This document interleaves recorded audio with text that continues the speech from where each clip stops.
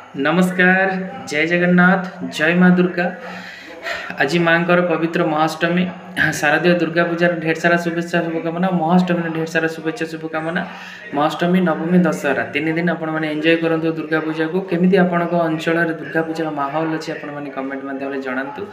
आशा कर समस्त भल थी। वीडियो तो आसी पारुनी ब्लॉग तो शॉर्ट्स माध्यम आपण मानक एक छोट विशटे मो तरफ एत पर्वपर्वाणी ऋतु स्टार्ट है दिवाली बहुत सारा पूजा पर्वण एवं स्टार्ट है कहले कि भूल हेनी। तो दुर्गा पूजा को एंजॉय करने सहित आगू आसुवा सब पर्वपर्वाणी को आपण मैंने एंजॉय करूँ। कारण पर्वपर्वाणी हूँ आम लाइफ गोटे पार्ट। व्यस्तबहुल जीवन भितर पर्वपर्वाणी आमको टिके बुलवाई टिके फ्री हाँपाई किछिटा समय दे था जोटा कि बहुत भल लगे भी।